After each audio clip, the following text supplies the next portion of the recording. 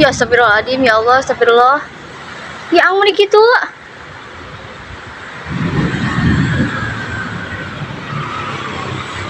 Ih, subhanallah. Ih. Ang maju, Ang. Informasi terkini di Dusun Bantar Dawa. Ada 7 rumah terdampak angin puting beliung. Ini yang parah. Sekitar 7 rumah.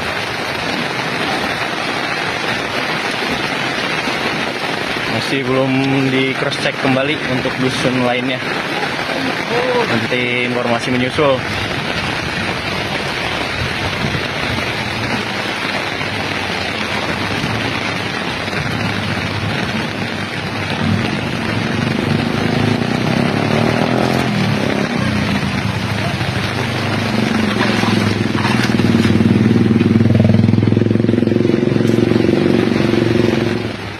Sabtu sore, 28 Maret 2026. Di saat warga Kabupaten Ciamis tengah menikmati sisa waktu libur Lebaran, alam memberikan peringatan yang tak terduga. Sekitar pukul 3 sore, langit di atas wilayah Ciamis Selatan mendadak berubah menjadi kelabu pekat. Udara yang semula gerah, tiba-tiba berganti dengan hembusan angin dingin yang tajam. Dalam hitungan menit, ketenangan itu pecah. Suara gemuruh angin terdengar semakin mendekat, melumat kesunyian di beberapa kecamatan. Ini bukan sekadar hujan sore biasa. Ini adalah badai, bencana angin kencang, yang diduga kuat sebagai puting beliung, menyapu sejumlah wilayah dan meninggalkan jejak kerusakan yang memilukan.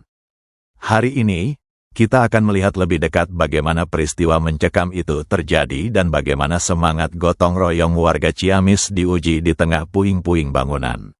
Kepala Pelaksana BPBD Ciamis, Ibu Ani Supiani, dalam keterangannya menjelaskan bahwa kronologi bencana bermula dari hembusan angin dengan intensitas sangat tinggi. Namun, yang membuat kejadian ini berbeda adalah kemunculan pusaran angin yang terlihat jelas oleh mata warga. Titik paling mencekam dilaporkan terjadi di wilayah Pasir Lawang, Kecamatan Purwadadi. Saksi mata menggambarkan bagaimana langit seolah berputar, membentuk corong yang menyapu apa saja yang dilewatinya. Atap-atap rumah terangkat, pepohonan tumbang seolah tercabut dari akarnya. Tak lama setelah amukan angin mereda, hujan deras langsung mengguyur, menambah derita warga yang atap rumahnya sudah tak lagi utuh. Ani Supiani menegaskan, pusaran di Pasir Lawang inilah yang menjadi indikasi kuat bahwa Ciamis baru saja dihantam angin puting beliung yang dahsyat. Kecamatan Purwadadi menjadi wilayah yang menanggung luka paling dalam. Berdasarkan data sementara yang dihimpun tim di lapangan, dampak bencana tersebar di beberapa desa dengan angka yang cukup mengejutkan.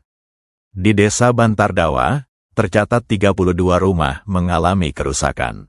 Bergerak ke Desa Pasir Lawang, angka kerusakan bahkan mencapai 34 unit rumah. Tak berhenti di situ, Desa Purwajaya melaporkan 12 rumah terdampak, dan Desa Sidarahayu menutup daftar dengan 15 rumah yang rusak. Jika kita akumulasikan, di Kecamatan Purwadadi saja, total rumah yang terdampak sudah mendekati angka 100 unit. Namun, badai ini tidak hanya berhenti di Purwadadi. Laporan kerusakan serupa juga mengalir masuk dari kecamatan lain seperti Cisaga, Tambaksari, Rancah, Panawangan, hingga Panumbangan. Skala bencana ini cukup luas, mencakup wilayah timur hingga utara Ciamis. Sabtu malam setelah kejadian adalah waktu yang sangat berat bagi petugas dan warga. Pemadaman listrik terjadi di banyak titik akibat kabel yang tertimpa pohon atau tiang yang roboh. Kegelapan total menyulitkan tim BPBD untuk melakukan asesmen secara menyeluruh. Ani Supiani mengakui, proses pendataan sempat terkendala faktor teknis dan keselamatan.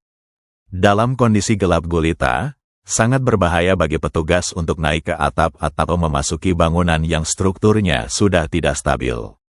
Fokus malam itu adalah memastikan keselamatan warga dan menyalurkan bantuan logistik darurat seadanya, sembari menunggu fajar untuk melakukan tindakan yang lebih masif. Begitu matahari terbit di hari Minggu, 29 Maret, operasi penanganan darurat langsung digeber. Sejak pukul 7 pagi, tim gabungan yang terdiri dari unsur TNI, Polri, relawan BPBD, hingga Basnas sudah terjun ke titik-titik kerusakan terparah, terutama di Dusun Bantardawa. Ada yang menarik dalam proses pendataan kali ini. Bidang rehabilitasi dan rekonstruksi menggunakan aplikasi Jitu Pasna. Ini adalah sistem pengkajian kebutuhan pasca bencana yang memungkinkan data kerusakan bangunan masuk secara digital, sehingga penentuan bantuan nantinya bisa lebih akurat dan tepat sasaran. Di tengah reruntuhan, terlihat sinergi yang kuat antara petugas dan masyarakat yang bahu-membahu menyingkirkan batang pohon yang melintang di jalanan serta menutup rumah-rumah yang bolong dengan terpal bantuan. Camat Purwadadi, Ibu Woro Sri Hastuti, menyampaikan rasa prihatinnya sekaligus memberikan arahan penting. Mengingat pos pengungsian terpusat tidak didirikan, warga yang rumahnya tidak bisa ditempati diarahkan untuk mengungsi secara mandiri ke rumah kerabat terdekat. Ini dilakukan demi kenyamanan dan keamanan psikologis para korban. Woro menegaskan bahwa seluruh data kerugian akan dihimpun melalui satu pintu, yakni BPBD, agar tidak terjadi tumpang tindih bantuan. Pesan terakhir dari pemerintah daerah sangat jelas, waspada. Cuaca ekstrim diprediksi masih akan terjadi dalam beberapa waktu ke depan. Peristiwa di Purwadadi adalah pengingat bahwa alam bisa berubah dalam sekejap, dan kesiapsiagaan kita adalah satu-satunya pelindung yang paling nyata. Kita semua berharap, Ciamis segera pulih. Dari Bantardawa hingga Pasir Lawang, doa dan bantuan terus mengalir bagi mereka yang sedang berjuang menata kembali atap dan harapan yang sempat terbang di bawah angin. Tetaplah waspada, karena keselamatan adalah tanggung jawab bersama. Kebetulan kemarin kurang lebih setengah tiga sore. Saya posisi waktu itu lagi ke kondangan gitu ya, ke adanya Pagolongan. Jadi pas kejadian itu saya nggak menyaksikan sendiri karena saya masih dalam kondangan di tempat hajatan. Yang di rumah ada anak saya yang kecil gitu lagi tidur. Pas dari kondangan itu udah ada hujan, udah ada angin besar sekali. Pas saya mikirnya anak saya di rumah, saya cepat-cepat pulang. Pas kesini saya lihat sendiri itu kayaknya itu bukan peting dulu, kayak tornado gede banget dari arah sana ke sana gitu kan. Pas kejadiannya saya nggak menyaksikan persis langsung karena posisi saya jauhan, posisi di Sukadana, cuman kelihatan. Cuma saya pas lihat peting bulunya itu muter-muter, saya dari nggak langsung mereka, saya takut juga, diam dulu. Pas udah kelihatan dia udah menjauh, baru saya ingat anak saya. Gitu, saya cepat-cepat ke rumah ke sini. Pas udah lihat punya tetangga itu yang warung, lihat itu atasnya sudah terbang ke sawah, pasti rumah saya udah hancur, udah tahu rumahnya hancur. Pas datang ke rumah anak saya lagi nangis, teriak-teriak, dia takut, mama takut, mau rumah hancur, kaca pecah. Itu atas pada terbang, mungkin dia nyaksian sendiri. Anaknya usia berapa, Bu? SMA kelas 2, 17 tahun. Bu, selain ini apalagi Bu yang rusak? Di sini terbakar kaki saya. Terus di dalam rumah itu satu kamar, 2 kamar, sama ruang keluarga juga itu kan banjir air yang mungkin dari atasnya genteng pada terbang. Terus dapur yang biasa sama dapur yang hitam dan dapur yang gudang itu nggak ada semua, dan itu kan pakai asbes. Di terbang ya? Jadi rumah dan tempat praktek yang hancur ya? Iya gitu. Terus dinding juga jebol yang di belakang. Kemudian apa yang dilakukan Ibu dan keluarga nih saat ini? Pas waktu itu saya evakuasi barang-barang yang saya bisa amankan karena itu banjir kan langsung hujan besar. Saya amankan, ada jok, ya sofa, terus ada kasur. Saya bersama sama anak saya, kita kerjasama disingkir-singkirkan supaya tidak kehujanan. Kalau kerugian Bu kira-kira berapa? Saya tidak bisa memprediksi. Saya sampai sekarang perasaan masih terasa mimpi. Jadi saya nggak bisa perhitungan habis berapa, misalkan 10 juta, 100 juta, nggak tahu. Saya pasrahkan sama orang desa saja yang hitungnya. Ini kejadian pertama kali Bu di dusun? Iya. Sebelumnya tidak pernah? Dulu pernah, cuman dulu mah nggak parah, cuman ada berapa genting yang Jatuh juga. cuman nggak bisa sampai ada pergantian, nggak bisa sampai dalam apa. Cuman ini mah Waktu kemarin anak ibu sendiri di rumah di berarti? rumah, makanya pas saya datang dia nangis, nangis, Takutan. teriak-teriak. Siap.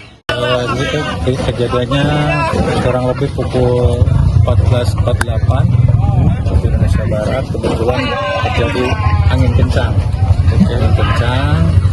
terus dari arah barat ke timur.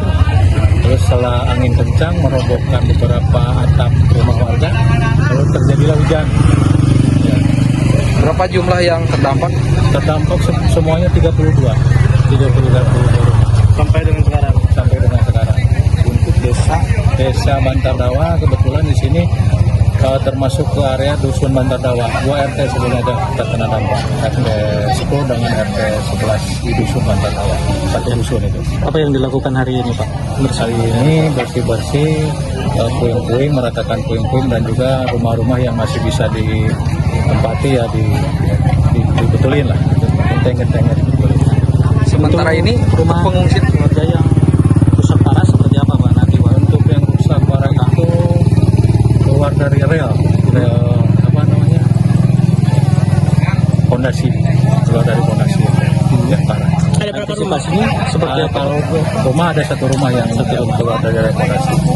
berapa kakak yang mengungsi? Kira-kira 12 kakak yang mengungsi ya. Itu ke rumah sanak saudara Masing-masing berarti. masing-masing ya. Pak, memang sempat terjadi puting beliung, benar seperti itu? Sebelum hujan terjadi puting beliung dulu. Nah, setelah puting beliung langsung hujan. Selain rumah warga, ada fasilitas umum kah yang rusak? Fasilitas umum kantor desa. Betul. Kantor desa. Pak, ada korban juga Pak? Kebetulan nggak ada. Pak, nama lengkap Pak? Saya Dena Suparman. Kepala desa. Pemerintah kecamatan mencoba untuk melakukan pendataan untuk anak-anak BPD dan desa. Kita juga membantu mengarahkan kepada warga-warga yang dimana dia rumahnya rusak untuk mengungsi. Dan kita mengharapkan mereka mengungsi ke keluarganya karena takut ada angin lagi ya, ada kejadian seperti kemarin sama Pawan apabila kita memfasilitasi tenda dan sebagainya. Jadi kami dari kecamatan mengarahkan untuk mengungsi ke rumah-rumah. Alhamdulillah semuanya rumah seadanya. Mas banyak kan rumah saudara-saudaranya.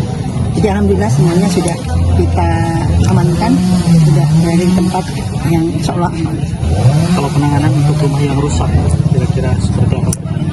Itu untuk penanganan rumah yang rusak mungkin kita kan kerjasama dengan PD yang dari kabupaten dari tingkat desa dan juga dari tingkat kecamatan kan tidak ada anggaran untuk itu, tapi kalau kita komunikasikan dengan baik itu terkait di Jadi akan diupayakan untuk mendapatkan bantuan gitu ya?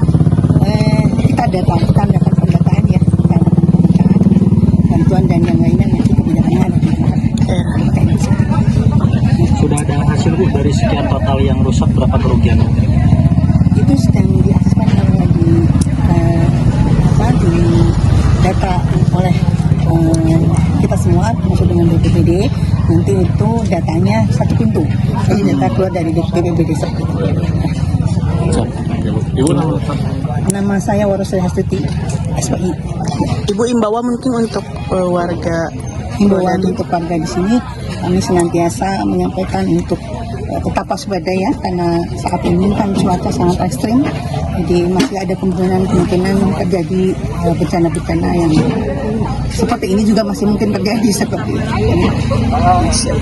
Hari ini saya, Polres Ciamis beserta Bayangkari dan Forkopimda Kabupaten Ciamis ya, kita melaksanakan pengecekan secara langsung ya musibah yang terjadi kemarin sore sampai dengan malam ya, angin cukup kencang, puting beliung ya yang berputar sehingga mengakibatkan ya kerusakan rumah yang cukup parah di wilayah hukum Polres Ciamis. Ada 3 kecamatan yang terjadi angin kencang tersebut. Yang pertama di Kecamatan Purwodadi, kedua Kecamatan Cisaga, dan ketiga adalah Kecamatan Tambasari.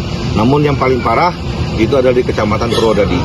Total sementara kerusakan rumah saat ini ada 93 rumah yang mengalami kerusakan, sehingga perintah dari Bapak Kapolda hari ini Polres Ciamis melaksanakan kegiatan bakti sosial, ya, yaitu memberikan bantuan berupa sembako kepada warga yang terdampak, sekaligus memberikan bantuan pemeriksaan kesehatan gratis.